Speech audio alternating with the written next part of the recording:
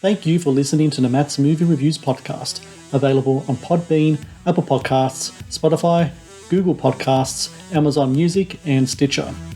Also, please follow Matt's Movie Reviews on Facebook, YouTube, LinkedIn, Reddit, Instagram, and MeWe. And of course, be sure to visit mattsmoviereviews.net for the latest reviews, top 10 lists, and more. Now, on to the show. For over a century, America has been the world's inventor, a country whose ideas and innovations transformed mankind. But today, our nation faces challenges at home and abroad. Challenges that threaten our economic and military security and the very idea of American greatness. We have a great history of inventors in America who've done great things. The Wright brothers, Thomas Edison. We have a system that has encouraged people to be inventors, to solve problems by providing them with the ownership of what they actually created and patented.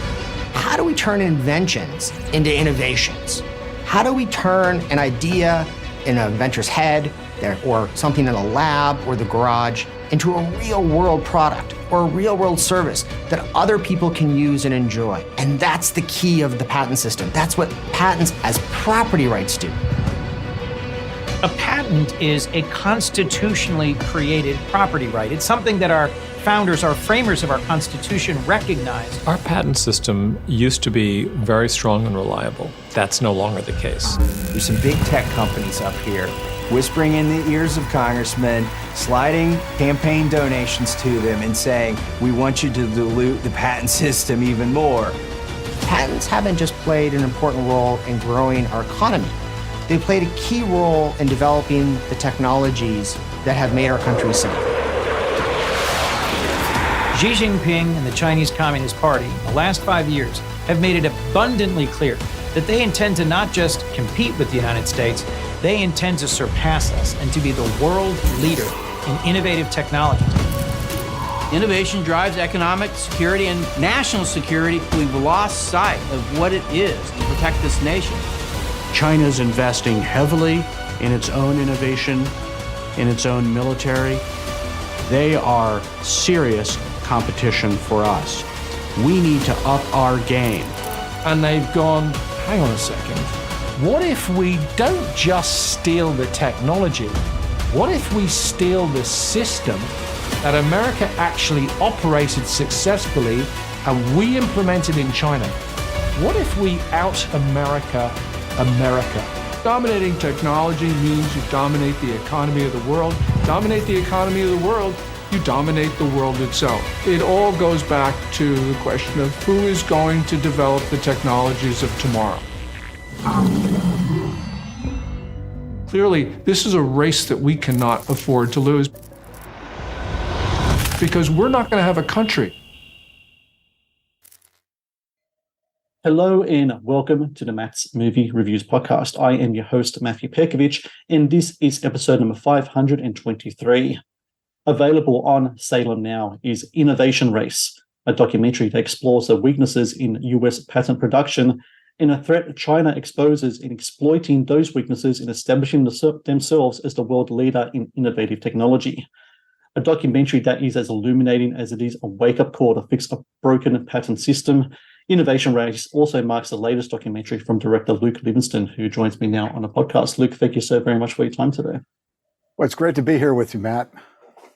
So I was saying to you after, I'm really a novice when it comes to a lot of these issues that are in your documentary. And I found watching it, and I watched it twice, that it was a movie that kind of like just opened my eyes to like this really kind of pressing issue when it comes to patents and also especially the theft of intellectual property, which I think people really need to kind of like open up their eyes and expose themselves to. For yourself, this is like an issue of high importance. Through your production company, Ground Floor Films, you have delved into this issue before with previous movies. What is it, do you think, about this issue that like the average person is missing? And what do you think that your documentaries, or you hope that your documentaries can say to people in regards to what these issues are, why it should be so important to the day-to-day lives of people around everywhere? Because I don't know if people know this, but there's links to this issue, to everything that goes on in their lives every day, and they need to know more about it. Well, what I think is interesting about this film is it explores the harms to national security if we indeed lose the innovation race to China. Because if they successfully hack our patent system and start to take what worked so well for America well over 150 years and brought us into dominance in technology and leadership and in the free world with all the great technologies, the iPhone, the automobile, the computers, everything. If they are able to take leadership in all that, then they will control the world's technology. China will control the world's economy, and they'll control our viewers. They'll control everybody. So it's of great concern because it also goes to the core tenet of what it is to be an American. The idea that this is an idea, the U.S. patent, okay, was revolutionary when they started this country.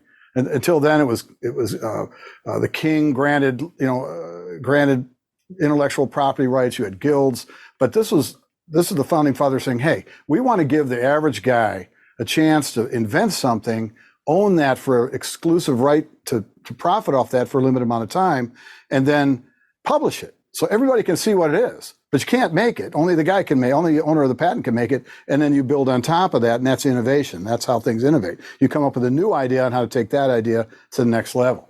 So it's really part of our Constitution, and I see it goes down to me. It's so important because it's almost a spiritual thing. Because this is, if we believe truly that our rights come from God, then we are inspired to create things by God, and the Constitution provides that liberty to do that, and then secures it through the intellectual property. So it goes really, it goes way beyond just property rights and laws, and it goes to really the essence of who we are as free men. And I think something people tend to get mixed up as well is that when they hear innovation or invention and patent, they think, Apple and all these other things, like these really big kind of companies. Right. And it's not that. It's about the small inventor. It's a person in their garage or in their shed or wherever, tooling away, creating something. I guess in some ways you can call them the disruptors, these people, these radicals who think outside the box and make these things. And these are the people that, every big idea that's out there, every big company that's out there started with that one guy or a couple of guys in a small garage somewhere making something, and it turned into a big thing. And as we're speaking right now, maybe someone's doing that right now. And the threat is really that not only is it like an economical threat and security as well, but there's also potential that the chance for these small inventors to make something, put it out there, secure it, and also, in themselves create something like a company or something that can employ people and do other things, that could be a threat as well. Well, that's right. I mean, that's what intellectual property rights do. You create something of value, and then you're able to build a company. Look what Steve Jobs, right, made the Mac, and he made the iPhone, and now it's the wealthiest company in the world. Well, what's happened, and what we talk about in the film is that patents in the United States have become weak. Yeah. And that protection that you talked about for the little guy, for the small inventor, has really been threatened. And it's all because of bureaucracy and what we call crony corporatism in the film. It's also called regulatory capture. Back during the tech boom in the early 2000s, the tech companies were getting their products out fast because they wanted to compete. They wanted to get out there fast. They were coming up with ideas, and they're putting a lot of stuff into these devices and putting them to market. And then someone who owns the patent for that particular idea, all of a sudden they found, hey, you're infringing on my idea. You may not even know it, but I have a patent for that process or that software or that invention, and you need to pay me a license for it. And the tech company said, forget about this. We're off, we're off to the races. We don't have time to deal with your lawsuits. So there were a lot of lawsuits coming at big tech companies back then. So they went to U.S. Congress and said, hey, these patent holders are coming to us and they're suing us. We got to do something about this. So they lobbied Congress to create a way to deal with patent conflicts, right? Because there's always conflicts with patents. I mean, there's always somebody saying, hey, I invented that. No, I invented that. But it really became bad back at that time. And in the Obama administration and a Republican Congress, they passed a new law that created this tribunal inside the patent office called the Patent Trial and Appeal Board. And its purpose was to be really efficient with these patent conflicts and disputes, right? And figure it out and put these judges were just administrators, that would figure out and decide on the patents. And most of the time, the defendants were the big tech companies who were defending themselves against infringement claims by the inventors. And what happened was they kind of created a game board that they could control, big tech could control. And what happened is the system kind of got corrupted. Unintended consequences led to a lot of patent holders having their patents invalidated in the tribunal. So the tribunal will look and say, oh, well, that idea is not original, or it's obvious that somebody would have come up with that idea or whatever. But the idea was that suddenly it became what was called a killing field for patents. And the big tech companies just kept applying lots of attorneys' fees and costs to everything. And the small guy would come up and just get batted back because big tech kind of ran the game board. So the very same office, the patent office, had granted the patent and said, yes, this is unique and new, and nobody's ever come up with this idea before, and you get this exclusive right. And down the hall, invalidate it. And it became a big problem with inventors over the course of about 10 years. And back in 2017, 16, inventors started to rise up and say, hey, this system is rigged against us. It's the big guy against the little guy. All those big tech companies that were once small guys in the garage that were inventing and using their patents to protect their iPhones and so on, they're now the gorillas pulling the ladder up on the small guy. And the small guy has no chance. And some of the stories, Matt, are heartbreaking, and of people that have put their life savings and their passion, and it's their idea. And I did a prequel to this called Invalidated. It's on Amazon Prime, and it follows one inventor and his journey, and kind of explores. That was Josh Malone, was it? Josh Malone, the balloon guy. And it's a real easy idea. It's an easy invention to understand and very unique. But he has his idea invalidated at the PTAB, and inventors were so frustrated that they gathered around a barrel in front of the patent office in Washington, D.C., and burned their patents because they were useless. They were no longer protecting their intellectual property, something they had spent thousands and tens of thousands and sometimes hundreds of thousands of dollars defending were absolutely useless. And they were burning them. Imagine taking something like a book that you wrote, Matt, or your best review, and just burning it in a can in front of you and saying, "Oh, this is no longer value. No one cares, and there's no value to it anymore." And that's basically that moved me to make this film. It's when I was doing my research, I came across this bill that was passed back in 2011. It was called the America Invests Act. Pretty much it changed the U.S. Patent and Trademark Office's procedure so that patents are awarded for the first applicant to submit paperwork to the office. And I was reading this article, and this was something that was passed in the Senate, signed off by Obama. And there's this quote, and it made me kind of chuckle because it was both sad and funny at the same time. So it was from this guy called Michael DeGostis, who was from DeGostis & Noah, who's a firm specializing in patent litigation. And he says, I haven't seen any empirical evidence, nor am I convinced that it'll actually give an advantage to corporations over smaller companies. And I'm just thinking now, looking back on that's not necessarily true either. The big companies are actually got so much more advantages over the smaller companies because, as you said before, the game's rigged against them. Well, yeah. Also, it gets very technical. They have lots of lawyers and attorneys that have a whole bar association for the PTAB now. So the individual inventor really is at a disadvantage. And a lot of people have come to this conclusion in a bipartisan manner. Even people that ran the patent office back then have said, wow, there are some unintended consequences of this law. It's really been applied badly. There's true injustice here. And now we have this bipartisan consensus in Congress that something needs to change. And it's really because of those inventors. Those inventors, activists. You never think of inventors being activists. When's the last time you thought of the guy? Yeah, they should be hunched over their bench in their garage, inventing the next great thing. And also that goes for people that work in large corporations that also invent things, large inventor groups. I mean, they shouldn't be worried that if they come up with something that's unique and new, right, and they patent it, and the patent office looks at it and says, we've studied this, nothing else like it.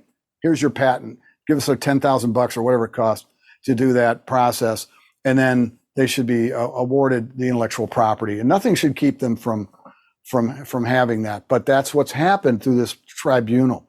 So we've taken something that's really kind of wonky, right? Like you said, I've never heard about this. It's patent office. Is there a building for the patent office? Most people don't even know.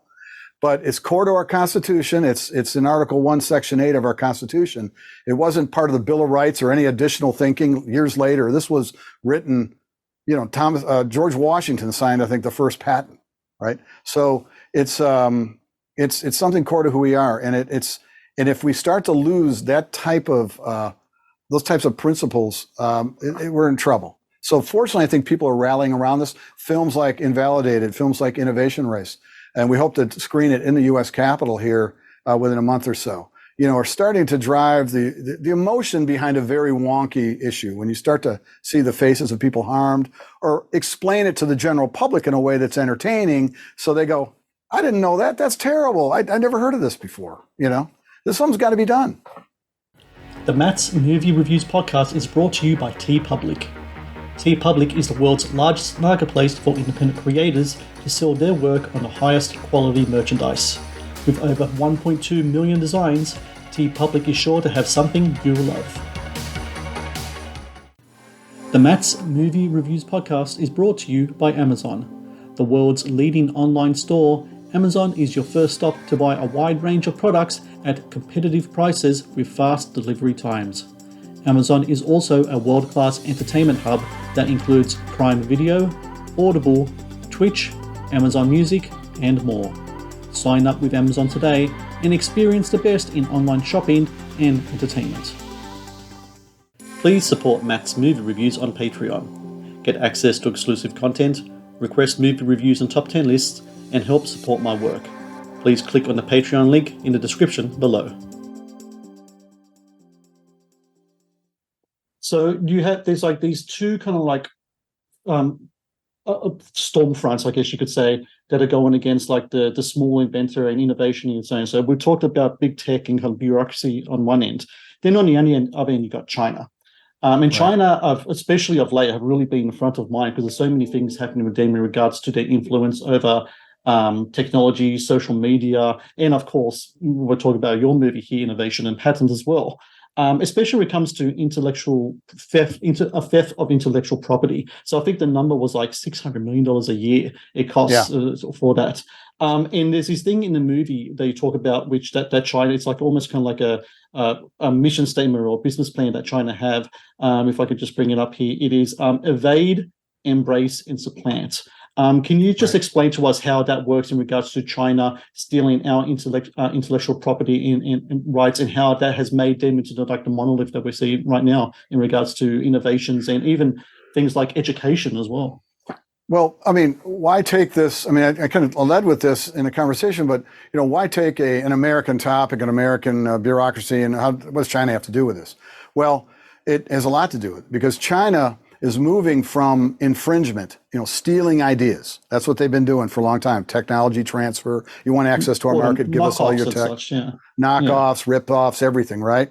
And, you can have our manufacturing and our access to our market if you give us all your intellectual property.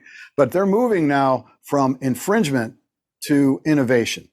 And we talk about this in the movie. The main concept of the film is that China wants to leave behind stealing ideas and just copying stuff. They want to own the innovations and technology of the future. They're not satisfied with just making copies of stuff. They want to come up with new ideas. They've learned enough through manufacturing now, and they're technologically savvy. And they've said, how do we do that? Well, we're going to give the little guy a chance to invent and make some money with their invention. And look at the U.S. government, what they did. They came up with this patent system that worked great for, well over 200 years until 2011, when they passed these laws to dilute it and ruin it. And what worked for America, let's apply that here. So China is making it very easy to get injunctive relief, which we can no longer do here in the United States. The Supreme Court ruined that so that you have no way to sue an infringer and get financial penalty and pay back. They also have made it a lot easier for people to patent there. So China sees what we've done to weaken our patent system, shoot ourselves in the foot here, and they're now taking advantage of that because they feel that if they can control the technology of the future, they'll control the world. And evade what we're trying to do is, when we talk about evade, embrace, and supplant. We're just talking about the process China goes through to, evade our laws, then embrace our system, like the patent system, and then supplant by replacing us. And when we made this movie, they released a statement saying that they want to, control world governance of intellectual IP. They want to sit on all these boards, these international, like the monetary boards and the health boards and all this worldwide organizations. They want to have majority rule on these things, and they'd love to be on any kind of IP world committee too.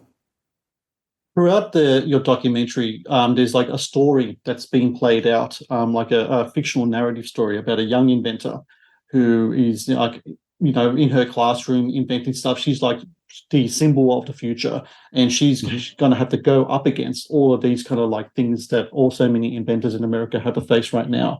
The interesting thing about the younger generation is that I find is that, and you have to correct me if I'm wrong here, because I'm not with the kids these days. I'm in my 40s now, so. But what I find these days is that it doesn't seem to be anymore about innovation, but content creation when it comes to a lot of like younger people now.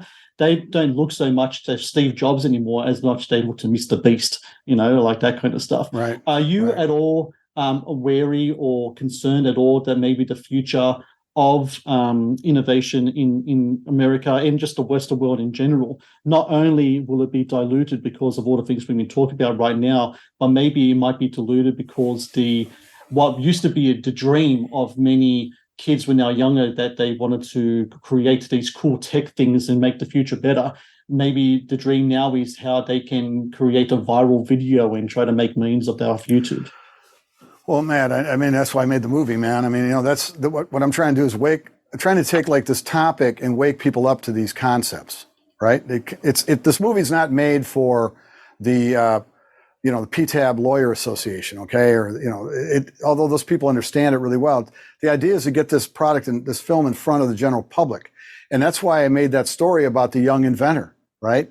She's in a STEM lab, science, technology, education, and math. She's in a robotics fair. She's trying to come up with an original idea to win the science fair. And it takes the viewer through a narrative story of invention and inspiration and coming up with an idea and solving a problem and then having it stolen, right? And then her trying to save her invention and everything. So it's and how her recording, I don't want to get into it, but I'll spoil it for everybody. It's a simple 8-page script I wrote and we dropped in there to make it interesting, because it is a wonky, you just can't have all these experts talking nonstop. Here's a doctor, here's a lawyer, here's an inventor. Let's go back to the doctor and the lawyer. So I wanted to create something interesting, kind of like we did with Invalidated. We followed a real inventor and his problem, but we really wanted to write a story that explored some of these concepts so people would understand them. And it does worry me. It does worry me that kids are so focused on creating entertainment content and not new ideas and inventions. But it's that a lot of that, what we see on TikTok and all that is what we see on TikTok. There are still kids out there, inventing stuff and sitting down, putting down the phone and focusing on coming up with ideas and inventing and writing code and all that. So, and AI is probably going to aid them in all that coming up. That was my next question in regards to artificial intelligence. For me, that's something that's a major concern. Of course, there are the big world implications that people have in regards to artificial intelligence. For myself, I'm a writer. I'm a film critic. I look at my industry, and I'm really concerned that there could be a pattern in regards to, or an invention in regards to artificial intelligence that could supplant my whole industry. I mean, why should editors pay, a writer, freelance writer, 15, 20% per word to do an article when they can have a program that can write the stuff for them, just put the parameters and let it go? And that really concerns me. In fact, it scares the living shit out of me, to tell you the truth, because that's my bread and butter. When it comes to artificial intelligence and patents surrounding artificial intelligence, is that race on right now? Is China and America both really going at loggerheads in regards to who's going to in control the future of that industry? Well, we wanted to get into that in the film. What happens when AI starts to invent things? Okay, when AI finds something new and fresh, because AI can, the whole idea of getting a patent is scrubbing through all what's called prior art, things that have been invented and patented, and then building something that's novel and new and different, and on top of that. So AI is used to kind of scour all of the prior art so that you know that you're coming up with something new and inventive. The idea is, can AI invent something? And I'm not sure where the law is on that. Unfortunately, it was something that was brought up by Laura Peter, who I interviewed in the film. We just never had time to get into it. It was kind of, all of a sudden now we got to explain AI, and it's like we didn't have time for it. But yeah, it's crazy how things are changing. But I think that hopefully it'll be for the better. I mean, you really hope it will. I mean, one thing that I studied a paper called Innovation Warfare. Very interesting legal note that was written by some people that helped me with the film. And the idea is to start using AI. Is that the one from the North Carolina Journal of Law and Technology? Right. And it's written by some military experts and IP experts, some of the best brains in the world. And they, they say, look, we need to use AI to look at what is the future technology? What are the future trends in technology that are patentable? How do we place bets on those patents as we move forward so that we can secure those patents, either from people that own them or whatever, so that we can be on the cutting edge of technology moving forward. And that it's a great concept, and AI plays a big part in that. Yeah, I got that paper right here in front of me, and I'm going to put it in the show links down below because I haven't read all of it. It's quite lengthy, but I'm like, from what I've read so far, it's incredibly just gets like, again, kind of like eye-opening stuff here. You know how as a writer, you get a book or something, or something inspires you. It's like I opened that up on a plane to the West Coast from Atlanta, and I was going out there to interview some folks, and I just dove into this thing. I was just like marking it up, and it was like you have it clutched under your arm, just going, this baby is hot. This is what I want to talk about in my film, Yeah. And it gets really, really complicated, but very interesting stuff, because it is a true innovation warfare. Describes a way to beat China without in an unrestricted warfare kind of way, right? So that we have to fire a shot, but we all of a sudden become extremely competitive with them to the point where they can't take any violence out on us. They've got to play with us. They got to work with us, because we will control technology. That's the idea. Yeah. I wanted to talk about Ground Floor Video, which is your production company. Yourself and your wife Joanne have really kind of made this kind of thing, and you've got some bunch of documentaries out now in regards to it. What is the future of Ground Floor Video for you? Are we going to continue looking at documentaries of these subjects? What is it that you're hoping to achieve further on down the line? And in regards to how you, with your filmmaking so far, in getting your films out there with distribution and such, how has that journey been for you? Because I speak to a lot of filmmakers, and making a film is one thing, trying to get it out there to the people to watch is a different one altogether. So what's the experience been like for you, and what's a future hold?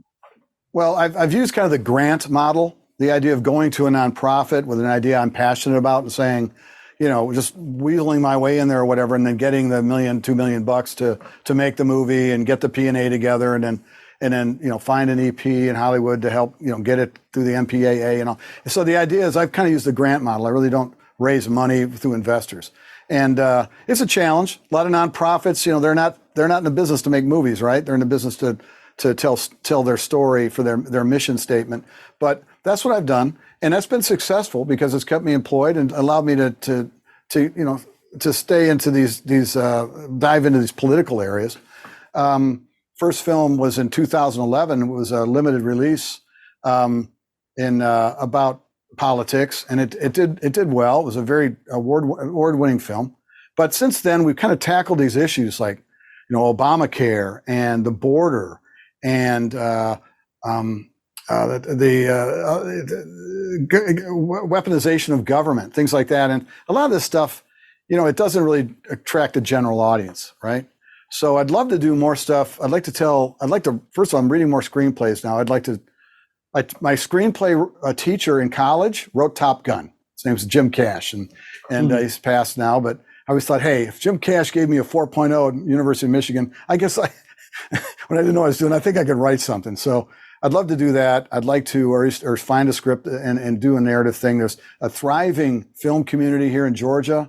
We have the tax rebate here. So, and some of my friends have made narrative films, or another guy who worked on this film's off making a series right now.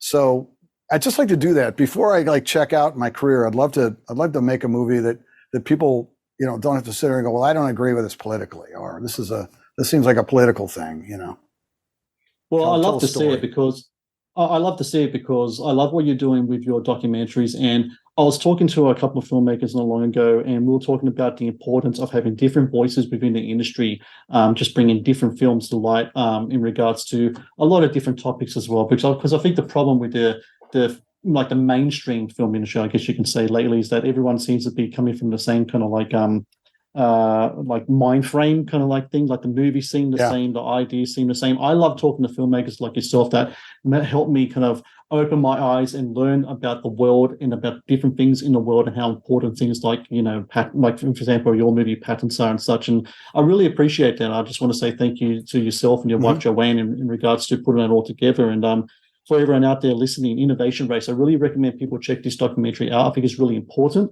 You can watch it at salemnow.com, but you can also go to innovationracemovie.com as well, and you can find a lot of information there in regards to the movie. And I'd like to see what happens next in regards to what else other topics you're going to have, because I think the next big one could be artificial intelligence, because that thing just seems to be, I don't know, it's kind of scary, kind of like Skynet scary in a sort of way, but who knows, it could be good as well. I'm not sure, but I'm more of a pessimist, I guess, when it comes to topics like that. But right. I do thank you so much for your time today, Luke. It's been a great pleasure to talk to you, and congrats with the movie too. Like I said, it's something that's really opened my eyes and made me realize what's going on out there, and in a topic that more people should know more about. So thank you for that.